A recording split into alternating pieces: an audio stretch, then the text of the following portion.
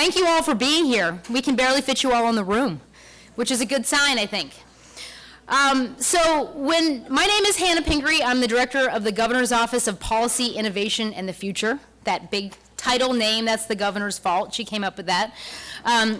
But we are incredibly excited to welcome you all here for the first meeting of the Maine Climate Council. I'm going to introduce you to my co-chair, Jerry Reid, in a couple minutes. But I would say that when Jerry and we passed the Maine Climate Council law with the help of a lot of the legislators in this room, legislators on both sides of the aisle, including my friend Senator David Woodsum. Where's David?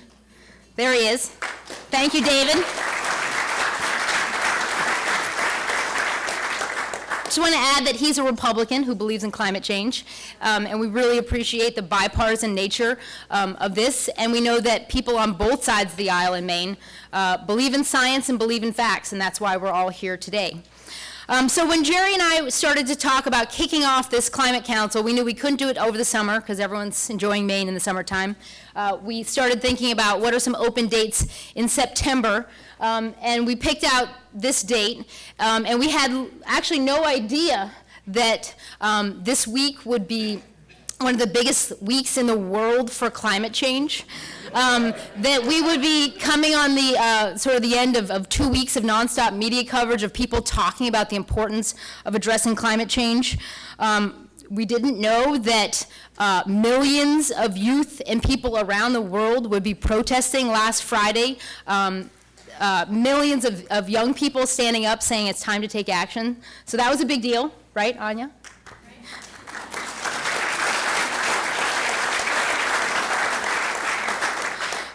We didn't know that, certainly that our governor would be invited to speak before the United Nations. I'm sure you all heard the stats, but she is the first sitting governor to speak before the UN, and she was the only U.S. elected official to talk during the Climate Action Summit on Monday. And despite the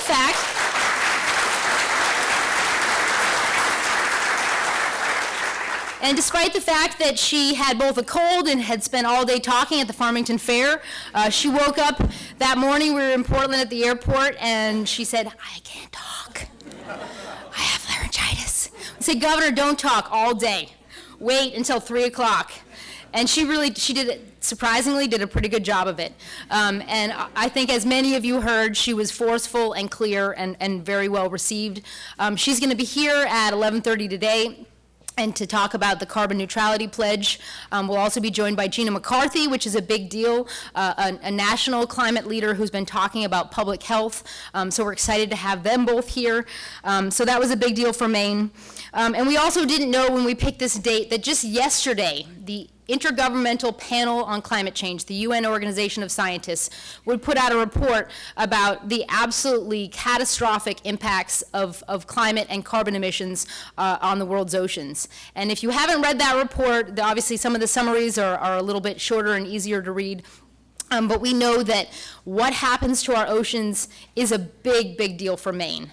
We already know this. We're already on the front lines of a warming ocean. I'm sure many of you have heard the stat about the Gulf of Maine being one of the fastest warming bodies in the world.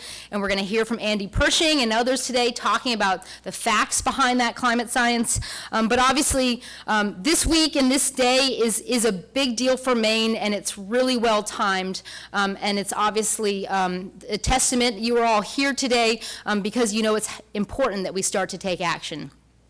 So I just want to say that we are incredibly honored. This room is absolutely packed with people who have volunteered their time, people who felt that they didn't have enough meetings in their lives, right? So I want to just thank you all in advance for being willing to both attend more meetings, but to bring your experience, the constituent groups you represent, to bear on incredibly challenging issues. Obviously, we sort of put most of the people up front are our Climate Council members, which is the body that sort of oversees the Climate Council, but we know a lot of the hard work is going to happen in the 6 working groups and the Science and Technical Subcommittee. Every part of this council is incredibly important. We're going to do our best to wrangle you, but I think obviously we're looking for everyone's insights and their honesty and hard thinking about the challenge ahead. I just want to start actually by thanking Maple Hill Farm. We had a news team here at 5 a.m. People were raring to go, and Scott was great, and he obviously has been a leader. He's got charging stations, solar panels. He is part of the clean energy future, so we're grateful to Maple Hill for letting us pack you all in here.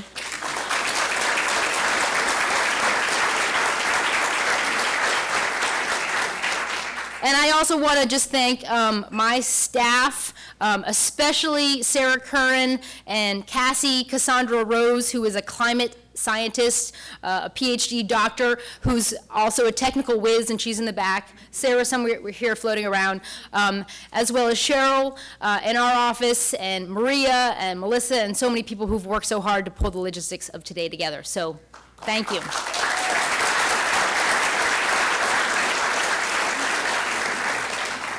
So just very quickly, I again want to especially thank some of the legislators in the room, and we'll introduce some of you on the Climate Council, but could the legislators just stand up and give us a big wave?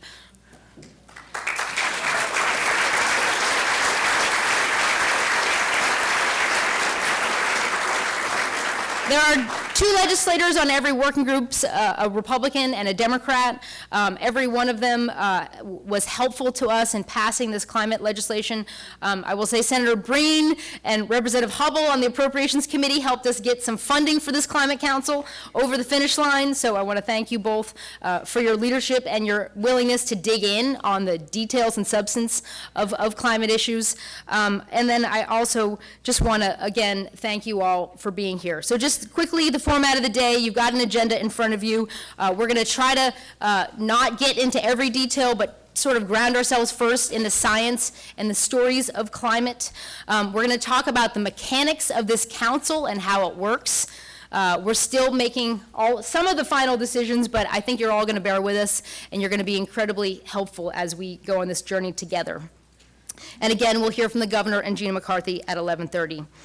So with that, I'm going to introduce my co-chair, Jerry Reid. He is the commissioner of the Department of Environmental Protection.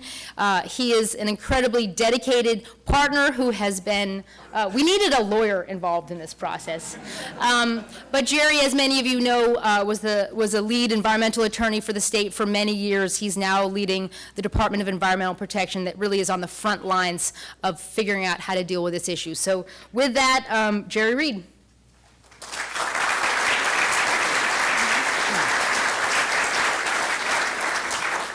Thank you, Hannah. It's great to be here with such a distinguished group of people.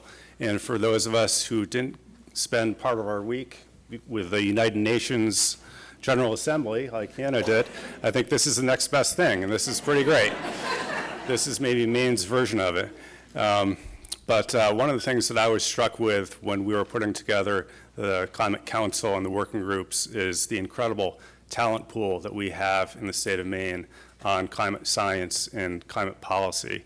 It's really incredible. We're a small state, but we are just brimming with expertise on this issue. And just by way of example, one example, and I could give many, I'm sure I was not the only one in this room who was driving around yesterday on my way to another meeting, had NPR, National Public Radio, on, and of course they've been doing all these stories recently on climate change, and they were doing a segment yesterday on this phenomenon of ocean heat waves. And who did they turn to for the authoritative interview on that topic but the Climate Council's own Andy Pershing?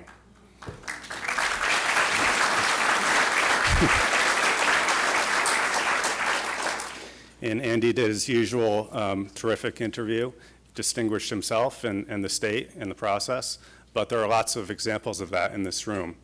And I think it's also noteworthy that all of you have been doing a huge amount of great work on these issues in recent years. We're not starting from scratch with this Climate Council and the work groups, and I think it's important to acknowledge that. We're going to build on the excellent work that you've already done, and we're going to try to take it to the next level with the enthusiastic support of the governor and the state legislature, which is different and important. So within DEP, I just want to mention briefly another example. Nathan Robbins, our climate specialist, has been doing a huge amount of work over not just in the past 9 months, but in recent years, and I think people are probably unaware of that. He's been kind of quietly toiling away at DEP beneath the radar, doing a lot of good work that has positioned us well to pick up where we are now and move forward. But there are lots of examples of that sort of thing in this room. And the other thing I was going to say is to echo what Hannah mentioned about the youth movement. I'm sure that most of us in this room listened to or saw Greta Thunberg, the 16-year-old activist from Sweden, give that amazing speech in New York this week. She is a force of nature, and it's really awe-inspiring to listen to her. And that speech, got a lot of coverage, as it should have, but she's been at this for a while, and she's only 16 years old. And, she's like a modern-day child prophet almost. Her voice is so clear and compelling, and she speaks truth to power in such an amazing way. It really is inspiring to hear her. And I think that, the only thing is that there's no mystery about where her message is coming from. It's not mysterious. She's all about the science, and she makes a big deal about that. She's about the science and the facts and the truth and what's real. And I think that's what we want to be doing here with the Climate Council. We want to let science be our guide, and we want to take real and meaningful action immediately because we have no time to lose. So with that, I want to introduce somebody that I've got a huge amount of respect for, another Climate Council member, Ambassador Maulian Dana from the Penobscot Nation.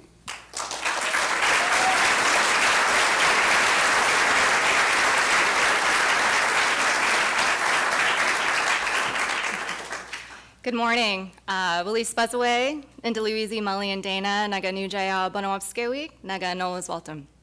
I said, good morning, my name is Maulian Dana. I'm from the Penobscot Nation, and I'm very thankful to be here. My children had a soccer game last night. I have no notes to read from, so I am off the cuff. But I'd like to tell you a little story about why this work is important to me. For the Wabanaki people of Maine, we grow up hearing legends a lot. And one of the central figures in our legends is Guskabe. And many of the stories about his adolescence, he's making mistakes and learning lessons and values. And in one of them, he gets sick of the wind. So his grandmother Woodchuck says, well, you have to go find the wind bird named Wajausin, who flaps his wings on Mount Katahdin, or Katahdin, excuse me. So he goes to find Wajausin, and he says, Wajausin, I'm trying to hunt, I'm trying to fish, but this wind is so strong that I can't hear the animals when I'm hunting. I can't keep my boat in the water, it's too choppy. So I need you to cool it a little bit with your wind flapping. And the bird said no. He said, this is my job, I'm good at it, I'm gonna keep doing it. So Guskabe said, well, I guess we got a problem. So he finds a new strategy. He says, you see that peak across the way, another peak on the mountain. If you went over there, you could flap harder and faster, and it's higher, you'd have more space and make more wind. He said, why don't I tie you up, I'll carry you over there on my back, and then, you can make more wind. And, he appealed to his ego a little bit. And the bird said, sure, let's do it. So he tied him up, and he threw him off the mountain. The bird breaks both his wings, and he's stuck, tied up at the bottom of this mountain. Guskabe goes home. He can hunt, he can fish, everything's awesome, everything's still, no wind. But over time, everything gets real gross, right? The wind has stopped, so there's a thick layer of foam on all the water. The fish are sick, they're dead, they're belly up. The air is really hard for people to breathe. Nobody can really go about their day and get things done. So Guskabe realizes he made a big boo-boo. And he admits to his grandmother what he did. And he said, I didn't mean for all this to happen, it was making my life hard, so I knew I wanted to change it. And she says, well, fix it. You see the consequences of your choices. You see where being selfish has gotten you and where trying to take power and control has gotten you. So go fix it. So Gluskabe looked around. He saw that she was right, and he didn't claim fake news. He didn't throw a tantrum and say that the science was wrong. He decided to go back to Wajausen. And he said, he called him grandfather out of respect. He said, grandfather, I'm sorry. I want to fix your wings, I want to untie you, and I want to bring you back to the mountain. But I want us to talk, because I've seen how the wind, when it's constant and hard, makes everyone's life hard, makes it hard for the trees, hard for the waters. But I've also seen when there's no wind, everything gets really bad too. So they came to this mutual understanding that there would be some windy days, enough to refresh and clean and make things livable and support healthy life, and there would be some calm days where things would be easier to do. So the reason they came to this mutual agreement wasn't out of either one of their personal struggles. It was out of love for the earth and for all the beings on the earth, and that's people, animals, fish, trees, all living life, the waters. And I guess to make space for myself in this council, I thought about this story, and I really hope that our relationships with each other and our work we do together are indicative of how we feel about the earth, and that we can kind of leave any agendas or seeking of power and control and really focus on the climate crisis at hand. And I'm really thankful for Governor Mills crafting this very important group. I'm very thankful to be a part of it, and thank you for having me here today.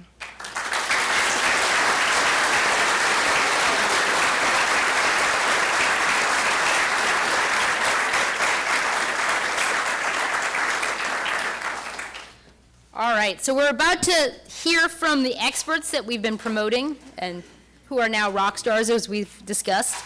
But we don't want to just quickly introduce the members of the Maine Climate Council, and we're also going to have Missy ONeill help make them official. So as I read your name, maybe stand up, and then Missy has to give you a little oath, and we decided doing it all at once and together was just more efficient, but also a good kickoff to this work. So the members of our legislature are Representative Lydia Bloom, Representative Dick Campbell, Senator Brownie Carson, and Senator Woodsum. Stand up. I'm going to read, we have an incredible group of cabinet members and their designees who are here today, which is a sign of getting a commissioner's time is a big deal, so I really do thank them all so much for being here and their commitment to this issue. Amanda Beal, the Commissioner of Agriculture, Conservation, and Forestry. Dan Burgess, the Director of the Governor's Energy Office. Judy Camuso, Commissioner of IF&W. She is actually away for the week. Major General Doug Farnham, Commissioner of Defense, Veterans, and Emergency Management. Kirsten Figueroa, Commissioner of DAFS. Laura Fortman, Commissioner of Labor. Heather Johnson, Commissioner of Economic and Community Development. Pat Kelleher, Commissioner of Department of Marine Resources, who's promised to be well behaved today. I'm gonna get him an electric car. He's tired of driving his big truck around. Pender Macon, Commissioner of the Department of Education, represented here by Scott Brown. Bruce Van Note, Commissioner of Transportation.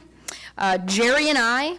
And then Nareev Shah, the Director of the Maine CDC, representing the Department of Health and Human Services. So these are the members of the cabinet engaged. Keep standing up. We've got Dan Brennan, the head of the Maine Housing Authority. Michael Stoddard, the Director of the Efficiency Maine Trust. Kate Dempsey, the Director of the Nature Conservancy of Maine. We're now getting into the non-agency people. Ivan Fernandez, the Distinguished Professor at UMaine's Climate Change Institute and the School of Forest Resources. Andrew Pershing, Chief Science Officer, Gulf of Maine Research Institute. Judy East, Executive Director of the Washington County Council of Governments. Christina Ford, Select Woman from the town of Boothbay. Lori Parnham, the State Director of the AARP. And Jesse Perkins, the Executive Director of the Bethel Chamber of Commerce. Ken Coburn, Energy and Climate Expert.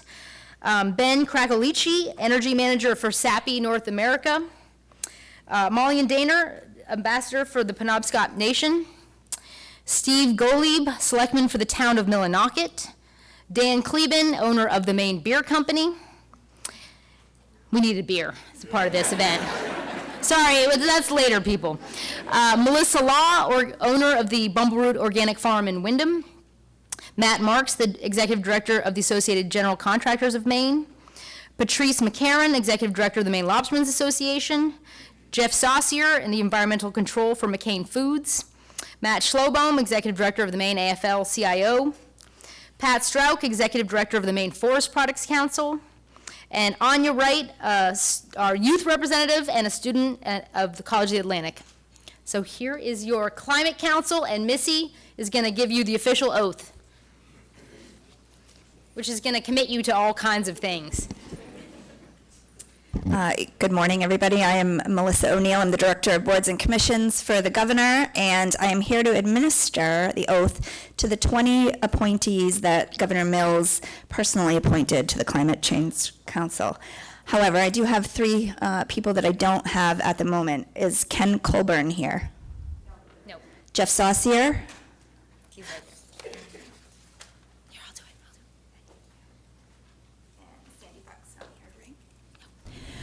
Okay, so I am a Dedimus Justice as well, and for these 20 people, please raise your right hand and repeat after me. I state your full name. Do swear that I will support the Constitution of the United States and of this state, so long as I shall continue a citizen thereof. So help me God. I state your full name. Do swear that I will faithfully discharge to the best of my abilities the duties incumbent on me as a member of the Maine Climate Council, according to the constitutions and the law of this state. So help me God. Congratulations. What I need...